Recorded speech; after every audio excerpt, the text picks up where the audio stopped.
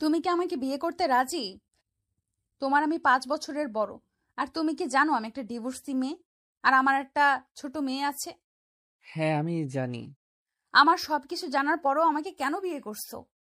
আমার টাকার প্রয়োজন। আপনার আব্বু বলেছে আমি যদি আপনাকে বিয়ে করি তাহলে উনি আমাকে 15 লাখ টাকা দিবে, যেইটা দিয়ে আমি আমার আম্মার চিকিৎসা করতে পারবো। 15 লাখ টাকার জন্য তুমি আমায় বিয়ে করতে চাচ্ছ?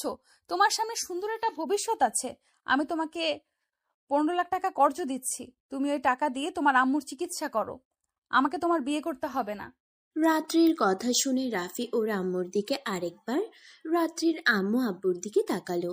রাত্রির আম্মু কিছু বলতে যাবে, রাত্রি বাধা দিল। রাফি রাত্রির দিকে তাকিয়ে বলল, না, আমি কর্জ নিতে পারবো না।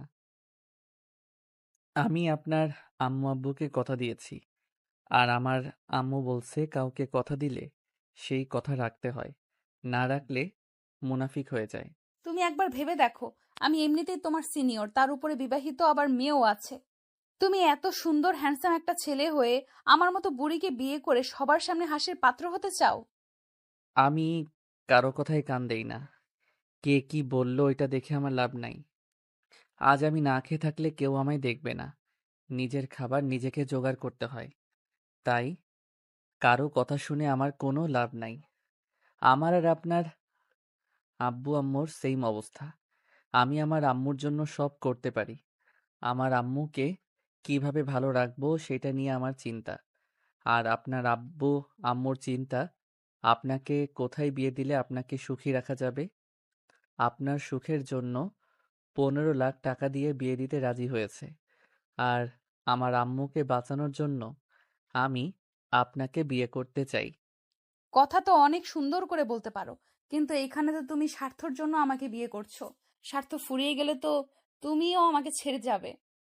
এখানে তো আপনারাও নিজেদের স্বার্থ দেখছেন। এখানে আমরা দুইজন নিজেদের স্বার্থ দেখছি।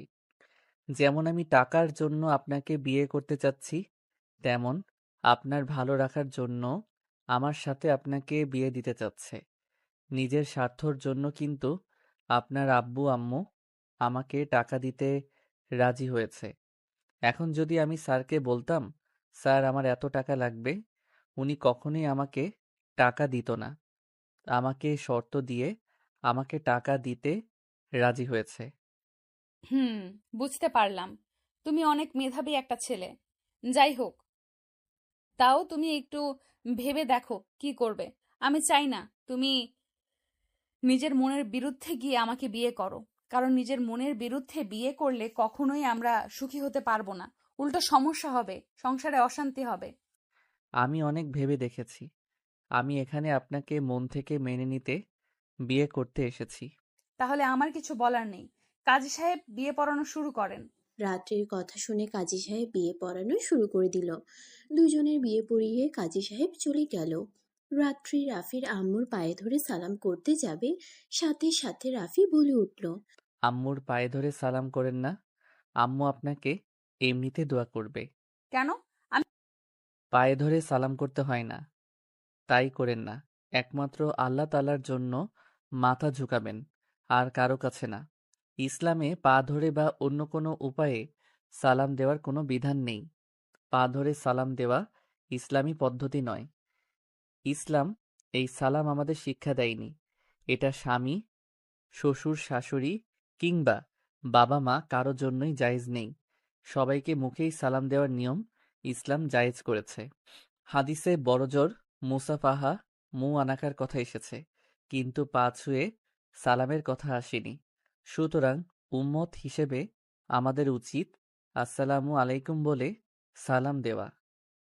হ্যাঁ মা, আমার পায়ে ধরে তোমার সালাম করতে হবে না। আমি তোমার মন থেকেই দোয়া করি তুমি আমার ছেলের সাথে সুখেই থাকো। আমি জানি না মা, আমি কতদিন বেঁচে থাকবো। এমন হতে পারে অপারেশনের পর আমি আর এই দুনিয়াতেই নাই, থাকতেও পারি। জানি না আল্লাহ কতদিন আমার হায়াত দিয়েছে। মা, আমার ছেলেটাকে তোমার হাতে তুলে দিলাম। আমার ছেলেটাকে দেখে রেখো। আমার ছেলে বলে বলছি না, আমার ছেলেটা হীরের টুকরো। ওর খুব ও খুব চুপচাপ প্রকৃতির। ওর কষ্ট পেলে কখনো কাউকে বলে না। নিজের কষ্ট সব সময় নিজের ভেতরেই রাখে। যেইটা নিয়েই বেশি ভয় আমার। তুমি কখনোই আমার ছেলের হাত ছেড়ে দিও না। রাফির আম্মুর কথা শুনে রাত্রি রাফির আম্মুর হাত ধরে বলল। আমি কথা দিলাম আমার ছেলের সুখ দুঃখে পাশে থাকবো। তোমার কথা শুনে কিছুটা হলেও নিশ্চিন্ত হতে পারলাম। রাফি রাত্রি ও আম্মুর সামনে গেলে রাত্রির আম্মু আব্বু দুজনকে জড়িয়ে ধরলো। রাফি রাত্রির মেয়ের দিকে তাকিয়ে রাত্রির ছোট বোনের কাছে গিয়ে রাত্রির মেয়েকে কোলে তুলে নিল। রাত্রির মেয়ের কপালে চুমু দিয়ে বলল। মাশাআল্লাহ। রাফি, তোমায় আমি কি বলে ডাকবো? আপনার যেইটা ভালো লাগে ওইটা বলেন। আচ্ছা, এই পিচ্চিটার নাম কি? ওর নাম তানিশা রহমান মিষ্টি। মাশাআল্লাহ, অনেক সুন্দর নাম। তুলি কিছুক্ষণ ভেবে বলল। নাম ধরে তো ডাকা যাবে না। দুলাভাই বলে ডাকবো নাকি ভাইয়া বলে? তুলির কথা শুনে সবাই হেসে দিল। রাফি তুলির দিকে তাকিয়ে বলল। এত চিন্তা করেন না, একটা কাজ করেন, আমাকে মিষ্টির আব্বু বলে ডাকেন। রাফির কথা শুনে রাত্রির মুখে হাসি ফুটে উঠল। সবাই অনেকটা খুশি হলো। তুলি বলল। ওকে, মিষ্টির আব্বু। না, এইটা ডাকা ঠিক হবে না। এটা আপুই ডাকবে। আমি তার থেকে রাফি ভাইয়া বলে ডাকবো। আচ্ছা। আচ্ছা, অনেক হয়েছে, এবার সবাই খাবার খেতে আসো। রাত্রির আম্মুর কথা শুনে সবাই খাবারের টেবিলের সামনে চলে গেল। রাত্রি রাফিকে একসাথে বসতে দিল। রাফির কোল থেকে কাজের মেয়েটা মিষ্টিকে নিল। মিষ্টি কান্না করতে লাগলো। রাফি কোলে নিলে সাথে সাথে মিষ্টির কান্না বন্ধ হয়ে যায়। এটা দেখে সবাই অবাক হয়ে যায়। তুলি রাফিকে বলে। বাবা, মিষ্টি দেখি নতুন আব্বুকে পেয়ে অনেক খুশি। তুলির কথা শুনে সবাই হেসে দিল। রাফি মিষ্টিকে নিয়ে খেতে লাগলো। রাত্রি বলে উঠল। রাফি, ওকে রহিমা আফার কাছে দাও। এইভাবে ওকে নিয়ে খেতে তোমার সমস্যা হবে।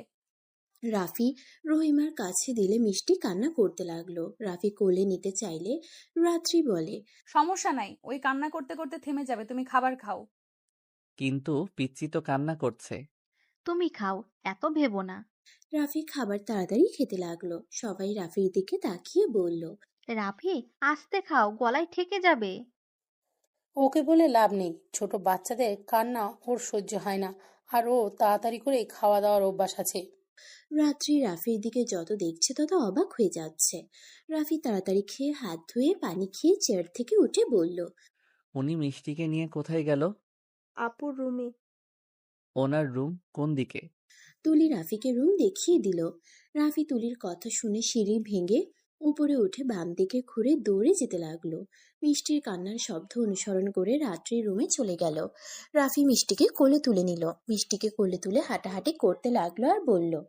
মিষ্টিটা কান্না করে না, বাবা তো চলে এসেছে, কান্না করো না। রাফি মিষ্টির কান্না থামানোর চেষ্টা করতে লাগলো। রাত্রি এসে দেখে রাফি মিষ্টিকে কোলে নিয়ে হাঁটাহাঁটি করছে আর কান্না থামানোর চেষ্টা করছে। রাত্রি রুমে এসে দরজা লাগিয়ে দিল। পিছনে ঘুরে তাকিয়ে দেখে রাত্রি। রাফি রাত্রিকে বলল। দেখেন না, মিষ্টি তো কান্না থামাচ্ছে না। আমার কাছে দাও, ওর ক্ষুধা লাগছে, তাই কান্না করছে। রাত্রি রাফির হাত থেকে মিষ্টিকে নিল। রাত্রি মিষ্টিকে শুয়ে দিয়ে দুধ খাওয়াতে যাবে। রাফি লজ্জা পেয়ে সোফায় বসে থেকে নিচের দিকে তাকিয়ে থাকলো। রাত্রি আয়নার ভিতর দিয়ে রাফিকে দেখে ঠোঁটের কোণায় হাসি ফুটে উঠল। রাত্রি রাফিকে বলল। তুমি চাইলে পাশে শুয়ে থাকতে পারো, কতক্ষণ ওইখানে বসে থাকবে? না, সমস্যা নাই। আচ্ছা, আমি কি মিষ্টির সাথে খেলা করতে পারি? না মানে আমি অন্যদিকে তাকাবো, প্রমিস।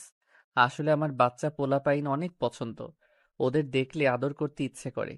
আর মিষ্টি মামুনিকে যে সুইট একটা বাচ্চা, সব সময় কোলে নিয়ে থাকতে ইচ্ছে করে। তাই? আচ্ছা, আসো। রাফি রাত্রির অনুমতি পেয়ে খুশি হয়ে মিষ্টির বাম পাশে বসে মিষ্টির পায়ে সুড়সুড়ি দিতে লাগলো। মিষ্টি দুধ খাওয়া বাদ দিয়ে রাফির দিকে তাকিয়ে খিলখিল করে হাসতে লাগলো। আবার দুধ খেতে লাগলো। রাফি আর মিষ্টির দুষ্টুমি দেখে রাত্রির খুশিতে চোখে পানি চলে আসলো। রাফির চোখ রাত্রির দিকে গেলে রাফি বলে উঠল। কি কি ব্যাপার, আপনি কান্না করছেন কেন? চোখে কিছু পড়ছে নাকি? ওয়েট, আমি দেখি। রাফি রাত্রির চোখ চেক করে বলল। কই, কিছু তো পেলাম না। চোখে কিছু যায় নাই জানো রাফি, আমি না একটা কথা ভাবছি। রাত্রির কথা শুনে রাফি ভ্রুকুচকে তাকিয়ে বলল। কি কথা? তুমিও মানুষ, সেও তো মানুষ ছিল। মিষ্টি তো তার নিজের রক্ত ছিল। তারপর কোনোদিন মিষ্টির দিকে ঘুরেও তাকায় নাই। মিষ্টির সাথে খেলা তো দূরের কথা, মিষ্টি যদি ওর পাশে শুয়ে কান্না করতো, তারপরও একবার তাকিয়েও দেখার সময় হতো না। অনবরত নিজের গার্লফ্রেন্ডের সাথে চ্যাট করতে ব্যস্ত থাকতো। আর তুমি মিষ্টির সৎ বাবা আজ প্রথম দেখলে, তারপরেও তোমার চোখে ওর জন্য কত ভালোবাসা, কত মায়া, কত সুন্দর করে ওর সাথে খেলা করছো, দুষ্টুমি করছো। মিষ্টি কান্না করছে দেখে তুমি অল্প খাবার খেয়ে দৌড়ে ছুটে আসলে, অথচ তার নিজের বাবা দেখেও না দেখার ভান করতো। রাত্রি কথাগুলো বলে চোখের পানি ফেলতে লাগলো। রাফি রাত্রির কথা শুনে অনেক খারাপ লাগলো। মিষ্টির সাথে দুষ্টুমি করতে লাগলো আর বলল, ওর বাবা একজন হতভাগ্য একটা বাবা, যে নিজের ঘরে একটা জান্নাত থাকতেও সেই জান্নাতটার মূল্যায়ন করতে পারে নাই, তাই না আম্মু?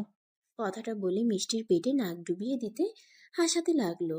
রাত্রি রাফির দিকে এক নজরে তাকিয়ে ভাবতে লাগলো। এই ছেলেটার কথা যত শুনছি ততই অবাক হচ্ছি। এমনও মানুষ আছে সন্তানকে, পর সন্তানকে এইভাবে আপন করে নিতে পারে।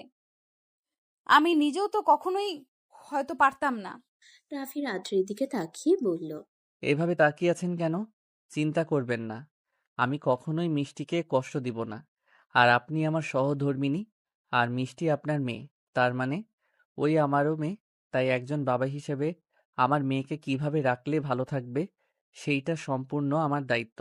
রাফির কথা শুনে যেন রাত্রি নিজের চোখে পানি আর ধরে রাখতে পারল না। রাত্রি নিজের চোখ মুছতে মুছতে বলল, আমি জানি না তোমার মনের ভেতরে কি আছে। তুমি এইসব কথা মন থেকে বলছো নাকি আমাকে পটানোর জন্য বলছো, আমি জানি না। কিন্তু আমি তোমার কথা যত শুনছি তত তোমার প্রতি আমার শ্রদ্ধা বেড়ে যাচ্ছে। আমি যা বলি তাই করি, আর আমার মন থেকে করি। রাফি কিছু বলতে যাবে তখনই দরজায় নক করার শব্দ হলো। রাত্রি চোখ মুছে স্বাভাবিক কণ্ঠে বলে উঠল, কে? আপু, আমি তুলি। কিছু বলবি? হুম, দরজা খোলো। রাফি খাট থেকে নেমে দরজা খুলতে চলে গেল।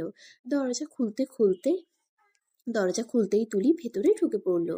তুলির হাতে দুধের গ্লাস থেকে রাফি ভ্রুকুচকে তাকালো।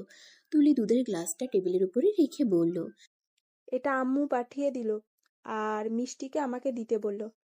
আজকে মিষ্টি আমার সাথে ঘুমাবে। মিষ্টির তো মাঝরাতে ক্ষুধা লাগে, তুই ওকে সামলাতে পারবি?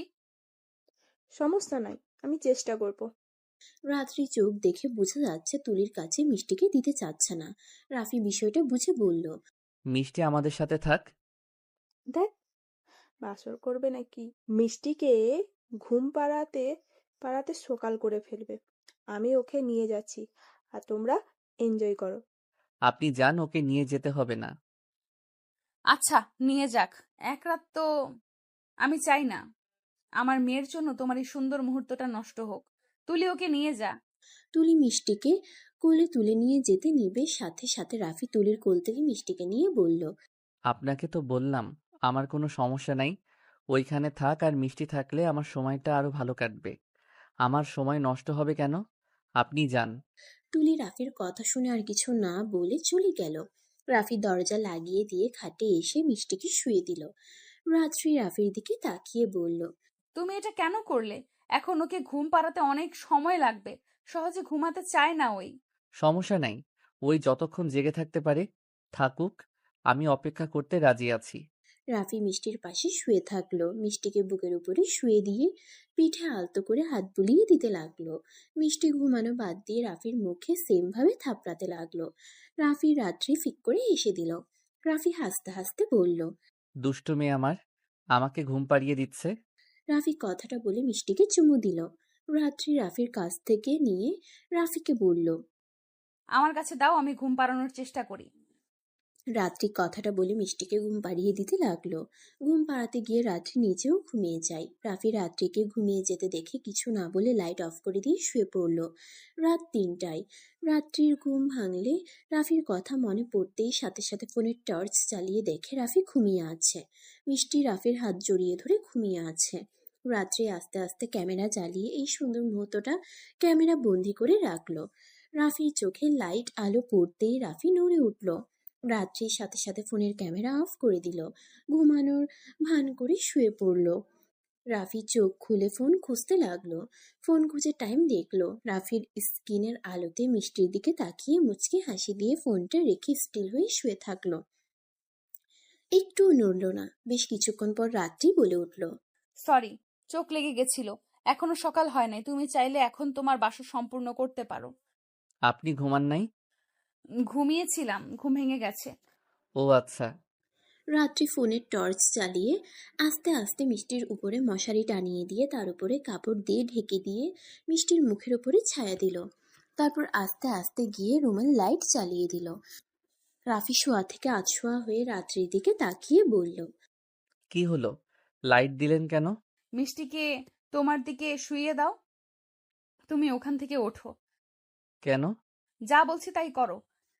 রাফি আস্তে আস্তে মিষ্টিকে ওর জায়গাটাতে শুয়ে দিল। রাত্রি রাফিকে বলল। রাফি, তুমি একটু 1 ঘন্টার জন্য ব্যালকনিতে যেতে পারবে? রাত্রির কথা শুনে রাফি ভ্রুকুচকে তাকিয়ে বলল, কেন? যাও বলছি, পরে দেখতে পারবে। আর আমি যখন আসতে বলবো তখন আসবে। রাত্রি উপায় না পেয়ে ব্যালকনিতে চলে গেল। রাত্রি ব্যালকনির দরজা হালকা করে চাপা দিল। রাত্রি 1 ঘন্টার মধ্যে নতুন বউ সেজে খাটের উপরে ঘোমটা দিয়ে বসে বলল। রাফি, এখন আসো। রাফি আকাশের দিকে তাকিয়েছিল। রাত্রির কণ্ঠ পেয়ে ব্যালকনি দরজা খুলে ভিতরে ঢুকে খাটের দিকে তাকিয়ে অবাক হয়ে তাকিয়ে বলল। এইটা কি? এত অবাক হচ্ছ কেন? আমার ঘুমটা খুলে দেখবে না?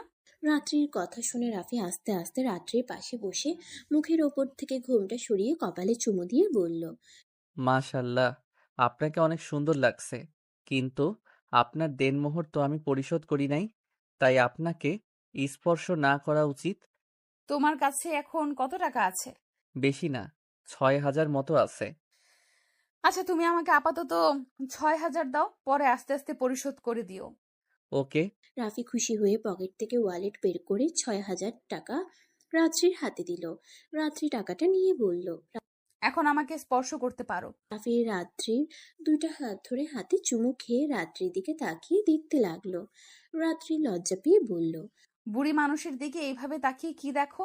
রাত্রির কথা শুনে রাফির রাগ হলো। রাফি শান্ত কণ্ঠে বলল। বাজে কথা বলবেন না। 25 বছরের মানুষ বুড়ি হয়ে যায় না। ও মা, তুমি আমার বয়সও জানো? হুম, আপনার জন্ম নিবন্ধন কাগজে দেখেছি। তোমার এত দিকে খেয়াল, বাহ। হুম, যাই হোক, আমাকে আমার ব্যক্তিগত চাঁদ দেখতে দেন তো। দেখো, তোমার ব্যক্তিগত চাঁদ আমি বাধা দেওয়ার কে? হুম, দেখতে দেন।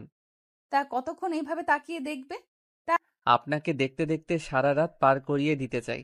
তাই আদর করবে না নাকি? শুধু দেখেই যাবে? রাত্রি কথাটা বলে লজ্জা পেয়ে গেল। রাফি দুষ্টু মার্কা হাসি দিয়ে বলল। আপনি যদি অনুমতি দেন তাহলে আদর করতে পারি। তুমি না কিছুক্ষণ আগে বললে আমি তোমার ব্যক্তিগত চাঁদ, তাহলে আমার অনুমতি চাচ্ছ কেন? কথাটা বলেই লজ্জায় লাল হয়ে যেতে লাগলো। রাফি রাত্রির লজ্জা মাখা মুখ দেখে উত্তেজিত হয়ে গেল। আস্তে আস্তে রাত্রিকে শুয়ে দিয়ে গলায় কিস করতে লাগলো। কিস করতে করতে নিচের দিকে নামতে লাগলো। রাত্রি চোখ বন্ধ করে ফেললো। রাফির ঠোঁটের স্পর্শে কেঁপে কেঁপে উঠতে লাগলো। রাফি পেটে কিস করলেই সাথে সাথে রাত্রি রাফির মাথা পেটের সাথে চেপে ধরলো। রাত্রির পেটের উপর থেকে মুখ তুলে রাত্রির মুখের দিকে এগিয়ে গেলে রাত্রির ঠোঁট জোড়া থরথর করে কাঁপতে লাগলো। রাফি আলতো করে দুটো ঠোঁট নিজের দখলে করে নিল। আস্তে আস্তে রাত্রির 2 হাত খাটের সাথে চেপে ধরে আদর করতে লাগলো। আদর করতে করতে সুখের সাগরে ভেসে গেল। রাফি রাত্রি দুইজন ক্লান্ত হয়ে গেল। রাত্রি রাফির বুকে শুয়ে থেকে রাফির বুকের লোমগুলো নিয়ে খেলতে লাগলো। মাঝে মাঝে দুষ্টুমি করে টান দিতেই রাফি আহ বলে উঠলে রাত্রি বলল। ওলে ওলে, আমার বরটা বুঝি ব্যথা পেয়েছে? রাত্রির কথা শুনে রাফি বুকের উপর থেকে সরিয়ে নিচে ফেলে গালে আলতো করে কামড় দিয়ে দুষ্টুমি হাসি দিয়ে বলল। ওলে ওলে, আমার বউটা বুঝি ব্যথা পেয়েছে। রাফির কাণ্ঠ দিকে রাত্রি ফিক করে হেসে দিল। রাফিকে আলতো করে কয়েকটা কিল ঘুষি দিয়ে বলল। ফাজিল একটা, ঘুমাও। ঘুমাবো না, আপনাকে শান্তিতে জ্বালাতে দেন। এই দুষ্টু বরটা বলে কি? যা, ঘুমাও। যাও ঘুমাও, সকালে উঠে নামাজ পড়তে হবে তো। হুম, আচ্ছা থাকেন ঘুমাই। সকালে উঠতে না পারলে নামাজটা পড়তে পারবো না। রাফি রাত্রির উপর থেকে উঠে প্যান্ট পরে উঠতে যাবে। রাত্রি টান দিয়ে বুকের উপরে শুয়ে দিয়ে বলল। এই যে মিষ্টির আব্বু, শুনছেন? ওই পাশে না ঘুমিয়ে আমার বুকে শুয়ে থাকুন না। বাবু, ওইদিকে শুয়ে পড়ি। বাবু পড়ে যেতে পারে। পড়বে না, তুমি আমার পাশে শুয়ে থাকো। রাফি মিষ্টিকে রাত্রির দিকে আরেকটু টেনে নিয়ে এসেছে। রাত্রিকে পিছন থেকে জড়িয়ে ধরে ঘুমালো। রাত্রি রাফির দিকে ঘুরে কপালে চুমু দিল। রাফি রাত্রি ঠোঁটে চুমু দিল। রাত্রি হাঁ করে তাকালে রাফি মিটিমিটি হেসে জড়িয়ে ধরে ঘুমিয়ে পড়ে। সকালে আজানের ধ্বনিতে ঘুম ভেঙে রাফি বুকের উপরে ভারী কিছু অনুভব করলো। চোখ খুলে দেখে রাত্রি জড়িয়ে ধরে শুয়ে আছে। রাফি মিষ্টি করে হাসি দিয়ে রাত্রির মুখের উপর থেকে চুল সরিয়ে দিয়ে কপালে চুমু দিলে রাত্রির চোখ খুলে সাথে সাথে ঠোঁটে চুমু দিল। রাফি ফিক করে হেসে দিয়ে বলল। কি ব্যাপার, আমার বউটা কি জেগে আছে নাকি? হুম। রাফি খাট থেকে উঠে রাত্রিকে কোলে তুলে নিয়ে বলল। তাহলে চলেন দুইজন একসাথে গোসল করে নামাজ পড়ে নেই। আমাকে ছাড়ো, আমার লজ্জা করছে। ওলে ওলে আমার বউটা, লজ্জা পেলে তো আপনাকে অনেক সুন্দর লাগে। থাক। রাফি হেসে দিল। হেসে রাত্রিকে নিয়ে ওয়াশরুমে চলে গেল।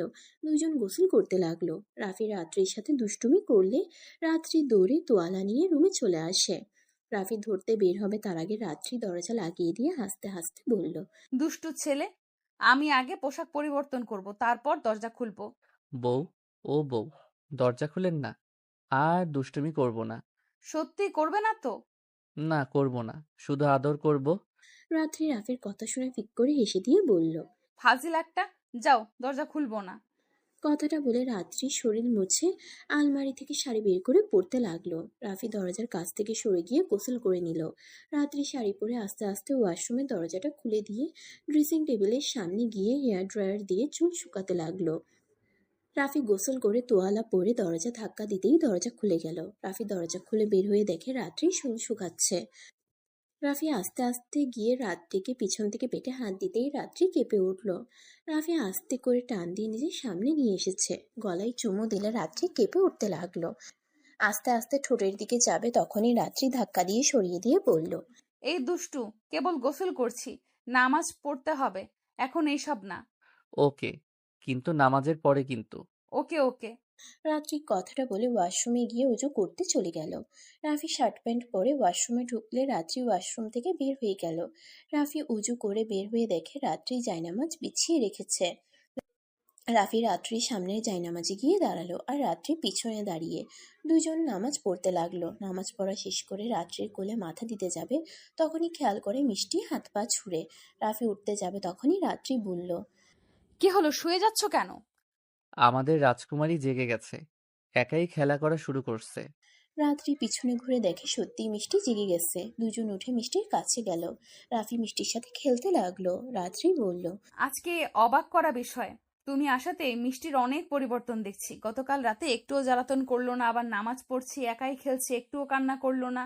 মিষ্টি বুঝে গেছে ওর আব্বু ওর কাছে সব সময় থাকবে, তাই কান্না করার কোনো দরকার নাই। তাই না মিষ্টি মামনি? কথাটা বলে রাফি মিষ্টিকে কোলে তুলে নিল। মিষ্টি রাফির কথার সাথে সাথে কথা বলার চেষ্টা করতে লাগলো। রাত্রি এটা দেখে বলল। বাবা, তোমার মেয়ে তোমার সাথে কথা বলার চেষ্টা করছে? হি হি হি, মেয়ে আমার বড় হয়ে যাচ্ছে, আর মেয়ে আমাকে আব্বুর হিসাবে মেনে নিয়েছে। তাই না মিষ্টি? তুমি আমাকে আব্বু হিসেবে মেনে নিয়েছো তো, তাই না? রাফির কথা অনুযায়ী মিষ্টি হাসতে লাগলো। রাত্রি রাফি আর মিষ্টি দুষ্টুমিগুলো দেখতে লাগলো। রাত্রি রাফিকে পিছন থেকে শক্ত করে জড়িয়ে ধরলো, চোখের পানি ছেড়ে দিল। রাফি বলল। কি হয়েছে, কান্না করছেন কেন? আমি কখনো ভাবতেও পারি নাই আমি তোমার মতো কাউকে আমার জীবন সঙ্গী হিসেবে পাবো।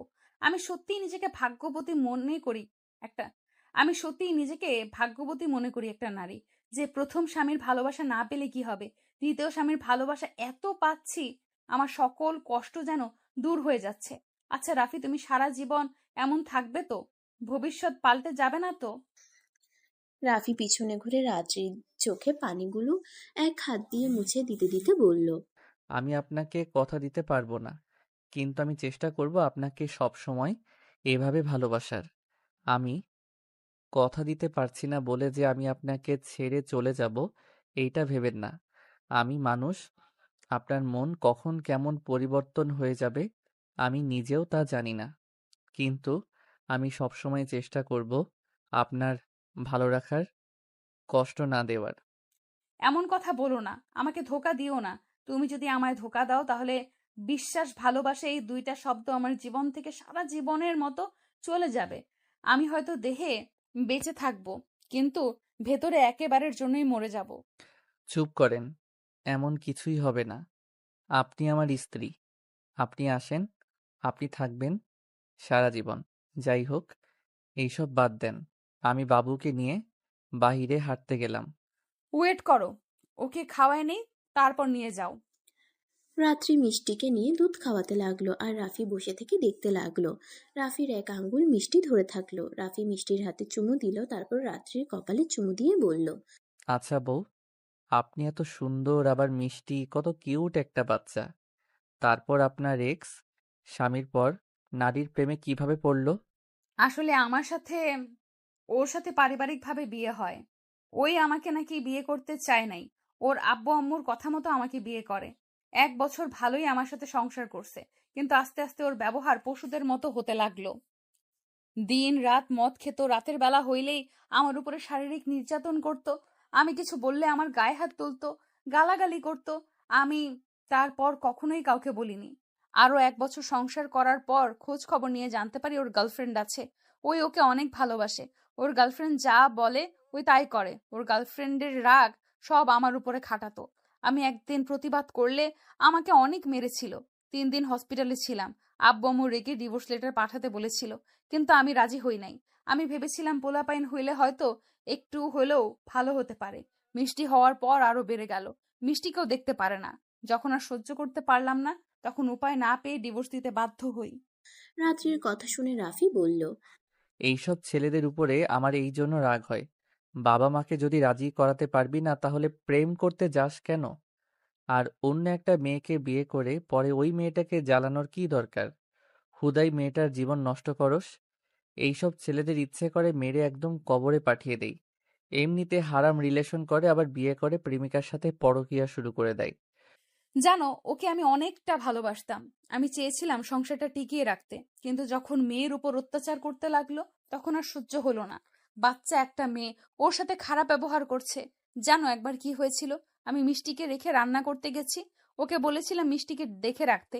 মিষ্টি কান্না করছিল আর বিরক্ত হয়ে মিষ্টির মুখের উপরে বালিশ রেখে দিয়েছিল। আমি রুমে মাথা ব্যথার মেডিসিন খেতে না আসলে হয়তো আমার মেয়েটা মারাই যেত। রাত্রির কথা শুনে রাফির রাগে শরীর কাঁপতে লাগলো। রেগে বলল, ওই কি মানুষ নাকি জানোয়ার? নিজের সন্তানের সাথে কেউ এমন ব্যবহার করতে পারে? আমার বিশ্বাস হচ্ছে না, ছি। আমি জানি না। আচ্ছা থাকেন, আমি ওকে নিয়ে গেলাম। ওয়েট করো, ওর পোশাকটা পরিবর্তন করে দেই। রাত্রি মিষ্টিকে রাফির কাছে রেখে মিষ্টির জামা প্যান্ট নিয়ে এসেছে। পরিয়ে দিতে গেলে মিষ্টি দুষ্টুমি করতে লাগলো।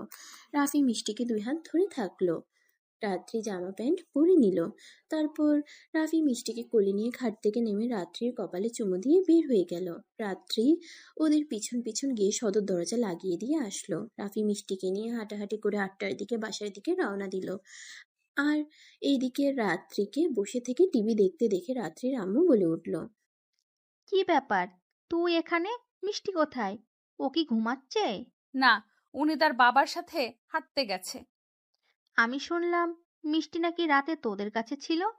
রাফি রাগ করে নাই? তুই গতকাল রাতে মিষ্টিকে তুলির কাছে রাখলেই পারতি।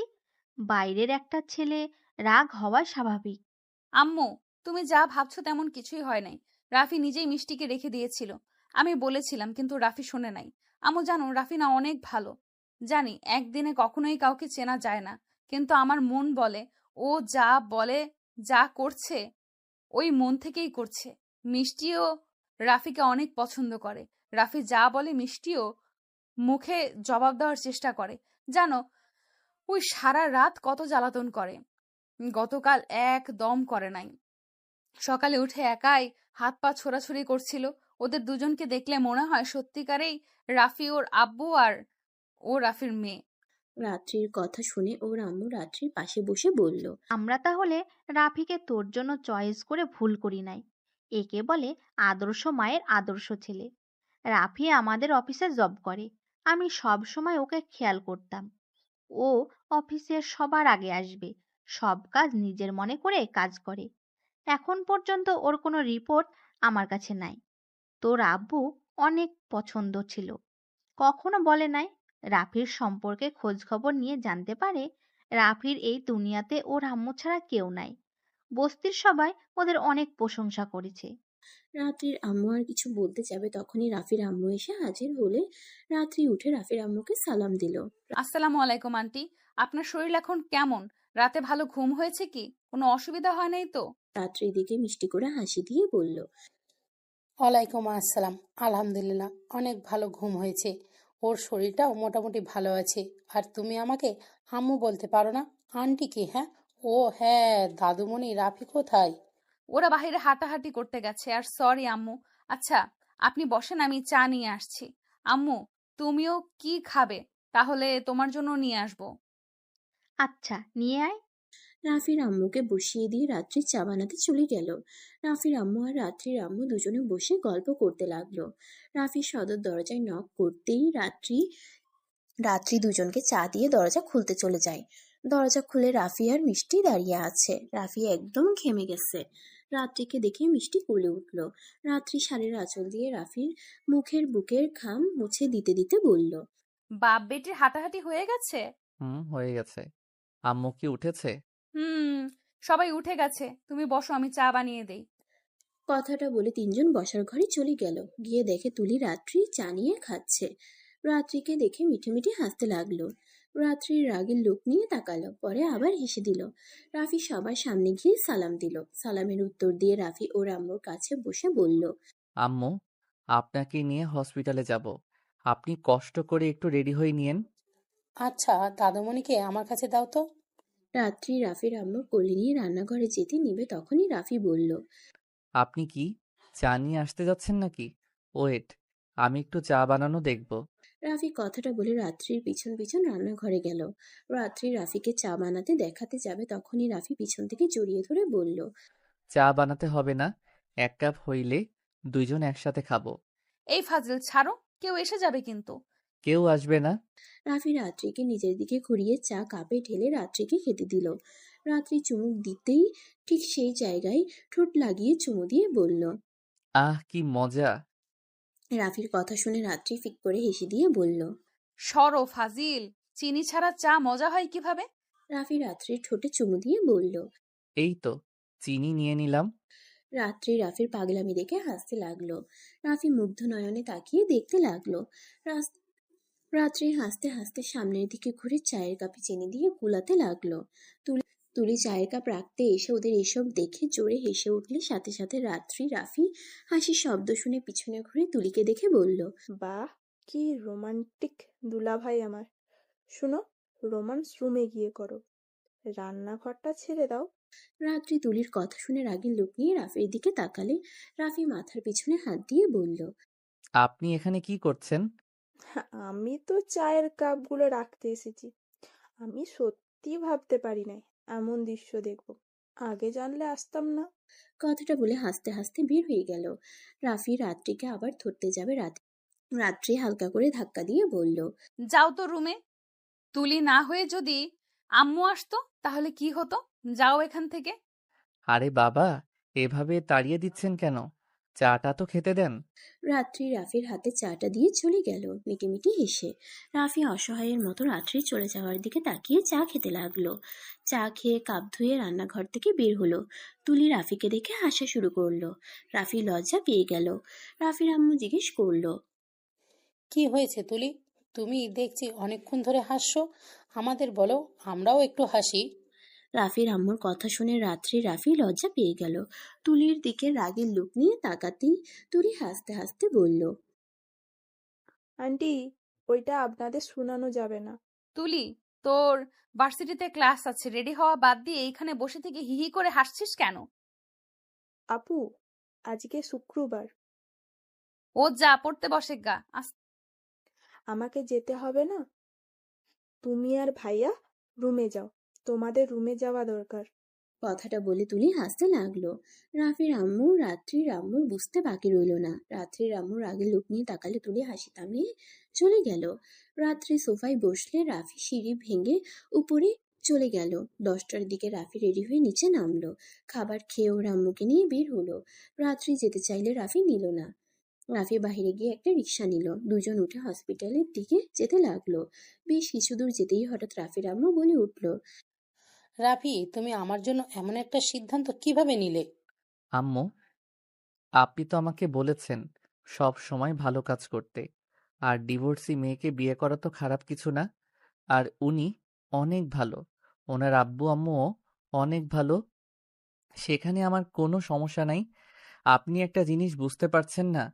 উনি যদি খারাপ হতো তাহলে আমাকে কখনোই বিয়ের সময় বলতো না। টাকা কর্জ দিবে তাকে বিয়ে করতে হবে না। উনি আমাকে বারবার ভেবে দেখতে বলছে। আম্মু, আমি ওনার সাথে যতটা মিশে বুঝলাম, উনি শুধু একটু ভালোবাসা চায়। আর ভালোবাসা দিতে তো আর পয়সা লাগে না। একটু ভালো ব্যবহার, একটু ভালোবাসা পেতে চাই। হ্যাঁ, আমারও রাত্রিকে অনেক ভালো লেগেছে। কথা বলার ধরন, ভঙ্গি অনেক ভালো। কিন্তু তুমি আমার একমাত্র সন্তান। আমি চাচ্ছিলাম না আমার জন্য তুমি এভাবে বিক্রি হয়ে যাও। আম্মু, আমি বিক্রি হয়েছি। এটা আমি মানছি, চিন্তা করবেন না। আপনি সুস্থ হয়ে যান। আর আমি আবার পড়াশোনা শুরু করব। সাথে জব করব। ইনশাল্লাহ একদিন আমি ঠিক ওনার 15 লাখ টাকা ফিরিয়ে দিব। ফিয়া আমার নীলধা। রাফি আর রাফির আম্মু দুজন গল্প করতে করতে হসপিটালে চলে গেল। হসপিটালে গিয়ে চেক আপ করে ডাক্তারের সাথে কথা বলে হসপিটাল থেকে বের হলো। রাত্রে অনেকবার কল দেওয়াতে রাফি কল ব্যাক করলো। কল রিসিভ করতেই রাফি বলল, আসসালামু আলাইকুম। আপনি কল দিয়েছিলেন। দুঃখিত, খেয়াল করি নাই। ফোনটা মিউট করা হয়েছিল। সালামু আলাইকুম। ওয়ালাইকুম সালাম। তোমরা এখন কোথায়? আমরা কেবল হসপিটাল থেকে বের হইলাম। মিষ্টি আম্মু কি করে? দুধ খাচ্ছে। ও আচ্ছা, থাকেন, বাসায় গিয়ে কথা হবে। রাফি কথাটা বলে যে ফোনটাকে রাখতে যাবে সাথে সাথে রাফির আম্মু রাফিকে ধাক্কা মেরে ফেলে দিল। রাফি সোজা ল্যাম্পপোস্টের সাথে ধাক্কা খেয়ে হাতে ব্যথা পেয়ে পড়ে গেল। রাফি একটা শব্দ শুনে সামনের দিকে তাকাতেই দেখে একটা ট্রাক রিক্সাটা ভেঙে গুঁড়া করে ফেলছে। রাফির আম্মু রিক্সার সাথে ঝুলে পড়ে আছে, রিক্সাওয়ালার সামনে চাকার নিচে পড়ে আছে। রাফি চিৎকার দিয়ে উঠল। আম্মু, কথাটা বলে রাফি উঠে দৌড়ে গিয়ে ওর আম্মুর কাছে চলে গেল। সবাই রাফিদের ঘিরে ধরলো। রাফি ওর রিক্সা সরিয়ে দিয়ে ওর আম্মুকে ধরে কোলে শুয়ে দিয়ে ডাকতে লাগলো। আম্মু, এই আম্মু, চোখ খুলেন। আম্মু, এই আম্মু, আমার অনেক ভয় করছে। আম্মু, চোখ খুলেন না। রাফির ডাকাডাকিতে রাফির আম্মু জোরে একটা নিঃশ্বাস নিয়ে চোখ খুলে রাফির গালে হাত দিতে বলল। আপু, তুমি ঠিক আছো? রাফির আম্মু কথাটা বলে রাফির কোল থেকে ঢলে পড়লো। মুখের কাছ থেকে হাত পড়ে গেল। রাফি চিৎকার করে উঠল। একজন চেক করে বলল রাফির আম্মু আর বেঁচে নেই। রাফি যেন পাগলের মতো করতে লাগলো। আম্মু গো, ও আম্মু, আমাকে ছেড়ে চলে যেতে পারেন না। আম্মু গো, ও আম্মু, আমি আপনাকে ছাড়া কিভাবে থাকবো? আপনি যে আমার শেষ ভরসা ছিলেন, সেই আপনি আমাকে একা করে চলে গেলেন। আম্মু গো, ও আম্মু, এভাবে চলে যাইয়েন না। রাফির কান্না শুনে সবার চোখে পানি, আর ধরে রাখতে পারলো না। আর এদিকে রাত্রির ফেসবুকিং করছিল। হঠাৎ একটা লাইভ দেখে চোখ থমকে গেল। রাত্রির হাত থেকে ফোন পড়ে গেল। রাত্রি এক মুহূর্ত অপেক্ষা না করে মিষ্টিকে রেখে দৌড়ে নিচে নেমে গেল।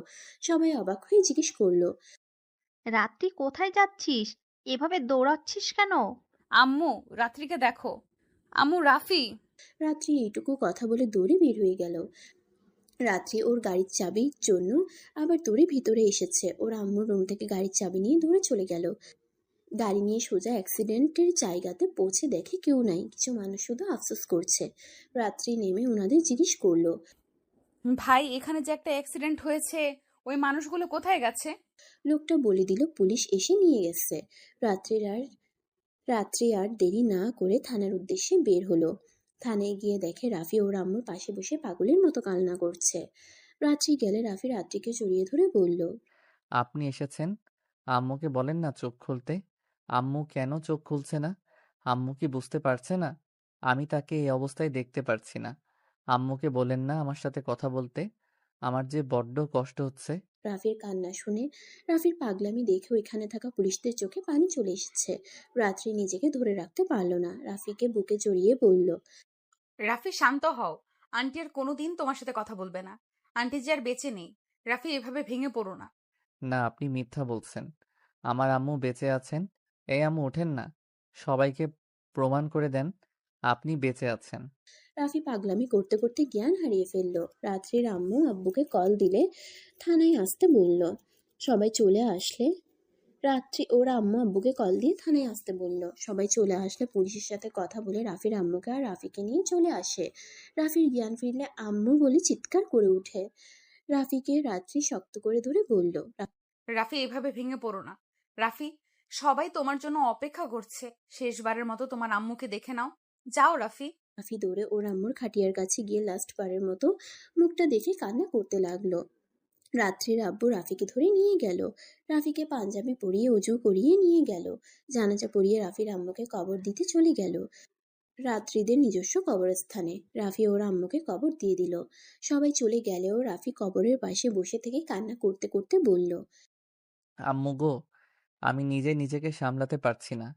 আমি জানি এভাবে কান্না করা আমার ঠিক হচ্ছে না, কিন্তু আম্মু, আমি আমার মনকে কিভাবে বোঝাবো? আপনি যে আমার প্রাণ ছিলেন, প্রাণ চলে গেলে কিভাবে নিজেকে সামলাবো আম্মু?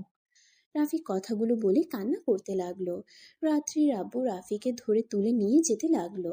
রাফি দৌড়ে আবার কবরের পাশে গিয়ে কান্না করতে করতে বলল, আঙ্কেল, আমি আম্মুকে ছাড়া কিভাবে একা চলে যাব? আমি যে আম্মুর মুখ না দেখে এক মুহূর্ত থাকতে পারি না। আম্মুর মুখে বাবা ডাক না শুনলে যে আমার ঘুম ভাঙতে চায় না। আঙ্কেল, আমার আম্মু তো আমায় ছেড়ে চলে গেল। আম্মু কেন আমাকে তখন ধাক্কা দিল? আজ যদি আম্মুর সাথে একসাথে চলে যেতে পারতাম, তাহলে ভালো হইতো। রাফির কথাগুলো শুনে রাত্রির আব্বু চোখের পানি মুছে রাফিকে বুঝিয়ে বাসায় নিয়ে আসলো। 5 দিন পর রাত্রি রাফির কাছে বসে বলল, রাফি এভাবে না খেয়ে কতদিন থাকবে? তুমি কি ভাবছো তোমাকে এভাবে ভেঙে পড়তে দেখে তোমার আম্মু অনেক ভালো থাকবে? আপনার যদি প্রিয় মানুষ মারা যেত, তাহলে বুঝতে পারতেন। আপনার তো হারাই নাই, হারিয়েছে তো আমার। তাই আমার ব্যথা আমি বুঝবো। আপনি আমার ব্যথা অনুভব করতে পারবেন না। রাফি কথাটা বলে ব্যালকনির দিকে চলে গেল। রাত্রি আর কিছু বলল না। রাত্রির মনটা খারাপ হয়ে গেল। রাত্রি মিষ্টিকে কোলে নিয়ে মিষ্টিকে ঘুম পাড়ানোর চেষ্টা করতে লাগলো। হঠাৎ করে রাফির ফোনে কল আসলে রাফিকে রাত্রি ডাক দিল। রাফি, তোমার ফোন বাজে। রাফি ব্যালকনি থেকে এসে ফোনটা হাতে নিয়ে দেখে থানা থেকে কল দিয়েছে। রাফি কলটা রিসিভ করলে পুলিশ রাফিকে যা বলল রাফি যেন নিজের কানকে বিশ্বাস করতে পারছে না। পুলিশ রাফিকে বলল, আপনাদের গাড়িতে ইচ্ছে করে ধাক্কা দেওয়া হয়েছিল। আমি ড্রাইভারকে ধরছি। ওনাকে মারার পর সব সত্যি বলে দিয়েছে। রাফি কথাটা শুনে ওনাকে কে মারতে বলছে? পুলিশ বলল, শফিক তালুকদার। কথাটা শুনে অবাক হয়ে গেল। রাফি বলল, শফিক তালুকদার? আচ্ছা, ওনাকে ছেড়ে দেন, বাকিটা আমি দেখছি। পুলিশ রাফির কথা শুনে অবাক হয়ে গেল। আপনি কি বলছেন? উনি আপনার আম্মুকে মেরে ফেলেছে আর আপনি তাকে ছেড়ে দিতে বলছেন? রাফি এক হাত মুঠো করে বলল, ওনার কি দোষ? আসল কালপিট যে, তাকে ধরতে পারবেন? পারবেন না। তাকে ধরার জন্য অনেক প্রমাণ লাগবে। হুদাই ওই লোকটাকে ধরে লাভ নাই। ওকে একদিন জেলে রাখতে পারবেন না। একবার বাহিরে নিয়ে যাবেন তো ওনার মৃত্যু নিশ্চিত। রাফির কথা শুনে অবাক হয়ে গেল। পুলিশ বলে, লোকটা অলরেডি মারা গেছে, বিষ খেয়েছিল মনে হয়। আচ্ছা, আমি রাখছি। পরে আপনার সাহায্য লাগলে জানাবো। রাফি কথাটা বলে ফোনটা রেখে হাতের কাছে থাকা গ্লাসটা সজোরে আছাড় মারলো আর চিৎকার করে উঠল। রাত্রি ভয় পেয়ে গেল। রাফি হাঁটু গেড়ে বসে পড়ল। কান্নায় ভেঙে পড়তে লাগলো আর বলতে লাগলো, আমি আপনাকে শান্তিতে থাকতে দিব না। আমি আপনাকে তিলে তিলে মেরে ফেলবো। আমার থেকে আমার আম্মুকে কেড়ে নিয়েছেন, আমি আপনার থেকে সবকিছু কেড়ে নিব। কথাগুলো বলে কান্না করতে লাগলো। রাত্রি রাফির কাঁধে হাত দিয়ে বলল, রাফি, কে কল করেছিল? আর কি হয়েছে? বিড়বিড় করে কি বলছো? আমার আম্মুকে ওরা বাঁচতে দিল না। আমার আম্মুকে মিথ্যা অপবাদ দিয়ে গ্রাম থেকে বের করে দিয়েছিল। আমাকে নিয়ে এত দূর চলে এসেছে, তারপর ওই আমার আম্মুকে মেরে ফেললো। কার কথা বলছো? আমার জন্মদাতা পিতার কথা বলছি। রাফির কথা শুনে রাত্রি যেন থমকে গেল। রাত্রি রাফিকে বলল, কি বলছো? তোমার আব্বু কোথা থেকে আসলো? রাফি বসা থেকে উঠে চোখ মুছতে মুছতে বলল, না, আমি আর কাঁদবো না। আমি আমার আম্মুর মৃত্যু প্রতিশোধ নিতেই হবে। আমার থেকে আমার মানসিক শান্তি কেড়ে নিয়েছে না, আমি ওদের প্রতিটা ঘুম নির্ঘুম করে ছাড়বো। রাফি কথাটা বলে আলমারি থেকে ব্যাগ বের করে জামা কাপড় তুলতে লাগলো ব্যাগে। রাত্রি রাফিকে বলল, রাফি কোথায় যাবে? রাঙাপুর গ্রামে। কি বলছো? ওইখানে কেন যাবে? রাফি রাত্রির কোল থেকে মিষ্টিকে কোলে তুলে আদর করতে লাগলো। তারপর রাত্রির কোলে তুলে রাত্রির কপালে চুমু দিয়ে বলল, বউ, আমি আমার জন্মস্থানে যাচ্ছি। আমি জানি না আমি বেঁচে আসতে পারবো কি না। যদি বেঁচে আসি তাহলে আপনার সাথে সুখে একটা সংসার করব। আর যদি বেঁচে না থাকি, আমায় আপনি ক্ষমা করে দিয়েন। শুধু একটা কথা মনে রেখেন, আমি আপনাকে ভালোবাসি। আর আমি যদি 1 বছরের ভিতরে না ফিরি, তাহলে আপনি অন্য কাউকে জীবনসঙ্গী হিসেবে বেছে নিয়েন। রাফির কথা শুনে রাত্রি রাফিকে শক্ত করে জড়িয়ে ধরে বলল, রাফি, আমাকে ছেড়ে চলে যেও না। আমি তোমায় বিপদের মুখে ছেড়ে দিতে পারবো না। রাফি, যেও না। আমাকে যেতে হবে। ওদের পাপের শাস্তি ওদের পাওয়ার সময় হয়ে গেছে। রাফি, আমি তোমার কথা কিছুই বুঝতে পারছি না। আমাকে বলবে প্লিজ, কি এমন হয়েছে? কেন তুমি প্রতিশোধ নিতে যাচ্ছ? রাফি রাত্রির কোনো কথার উত্তর না দিয়ে কপালে চুমু দিয়ে ব্যাগ নিয়ে বের হয়ে গেল। 18 বছর পর। আপু, এই আপু ওঠো না, চাচু আর সবাই তোমাকে ডাকছে। বাবা আর একটু ঘুমাই। অনেক ক্লান্ত লাগছে ওদের, বলো। আমি যেতে পারবো না। আপু, ভাইয়া হবু শ্বশুর বাড়ি থেকে মানুষ আসবে, তাড়াতাড়ি ওঠো, এইভাবে শুয়ে থাকলে মানুষ কি বলবে? আসুক তখন উঠবো, তুমি যাও তো। রাফি কথাটা বলে ঘুরে ঘুমিয়ে পড়ল। রায়হান ব্যর্থ হয়ে চলে গেল। নিচে গেলে রায়হানের আম্মু বলে উঠল, কি ব্যাপার, তোমার আব্বু উঠলো না? ন- না, হাবু বলে যখন মানুষ কজন আসবে তখনই উঠবে। আচ্ছা, বাদ দাও। জার্নি করেছে তো, তাই হয়তো অনেক ক্লান্ত হয়ে পড়েছে। রায়হান আর কিছু না বলে দৌড়ে ওর চাচাতো ভাইয়ের কাছে চলে গেল। 10টার দিকে রায়হানের চাচাতো ভাইয়ের হবু শ্বশুর বাড়ি থেকে মানুষজন চলে আসলো। রায়হান আবার রাফিকে ডাকতে যায়। গিয়ে দেখে রাফি একটা পাঞ্জাবি পরেছে, সাথে চোখে চশমা পরে নিল। রায়হানের দিকে তাকিয়ে বলল, কিছু বলবে? ভাইয়া, হবু শ্বশুর বাড়ি থেকে সবাই চলে এসেছে। আচ্ছা চলো। রাফি রায়হানের হাত ধরে সিঁড়ি ভেঙে নিচে নামতে লাগলো। রাফি বসার ঘরে গিয়ে সালাম দিল। সালামের উত্তর দিতেই মানুষগুলো রাফির দিকে তাকাতেই রাফি চমকে গেল। রাফিকে দেখিয়ে রাফির চাচাতো ভাই রাকিব বলল, আঙ্কেল, এটা আমার বড় চাচ্চুর ছেলে রাফি। এটা রনির নানা, শ্বশুর, নানি, শাশুড়ি, খালু, খালা। রায়হান রাফিকে পিছন থেকে বলল, হাবু চলো বসবে। এটা কি আপনার ছেলে? তুলির কথা শুনে রাফি ভাবনার জগৎ থেকে বের হয়। রায়হানের দিকে একবার তাকালো, আবার তুলির দিকে একবার তাকালো। হ্যাঁ, আমি আব্বুর ছেলে। খালামণি, আয়ন ভাইয়া আছে নাই? না, তোমার আয়ান ভাইয়া তোমার ভাবিকে ছাড়া থাকতে পারে না তো? ও আচ্ছা। রায়হান কথাটা বলে দৌড়ে চলে গেল। তুলি রাফিকে বলল, দাঁড়িয়ে আছেন কেন? বসেন। রাফি রাকিবের পাশে গিয়ে বসলো। মাথা নিচু করে রাখলে সবাই কিছুটা অবাক হয়ে যায়। রাকিব রাফিকে বলল, কি ব্যাপার, তুই এভাবে নিচের দিকে তাকিয়ে আছিস কেন? আচ্ছা, কার সাথে রনির বিয়ে ঠিক করছো ভাইয়া? কেন, আপনি জানেন না কার সাথে বিয়ে ঠিক করেছে? দুঃখিত বেয়ান, আসলে আমার ভাই তো দেশের বাইরে ছিল, তাই ওকে কিছু বলা হয় নাই। অনেক ব্যস্ত থাকি কাজ নিয়ে। গতকাল রাতে দেশে এসেছে। ও আচ্ছা, তো বেয়াই তো জানেন না কার সাথে বিয়ে ঠিক হয়েছে? জি বলেন। আমার একমাত্র ভাগ্নি তানিশা রহমান মিষ্টির সাথে বিয়ে ঠিক করতে এসেছি। তুলির মুখ থেকে কথাটা শুনে রাফি উঠে বসা থেকে উঠে বলল। না, এইটা বিয়ে হবে না। সবাই অবাক হয়ে গেল। রাকিব রাফিকে হাত টান দিয়ে বসিয়ে দিয়ে বলল, রাফি, কি বলছিস? না মানে, মিষ্টি মামুনির কি আমার ভাতিজাকে পছন্দ? দেখেন, মিষ্টি রাজি না হইলে এই বিয়ে কোনোভাবে হবে না। কেন? আমাদের মেয়ে রাজি হোক বা না হোক, ওতে আপনার কি?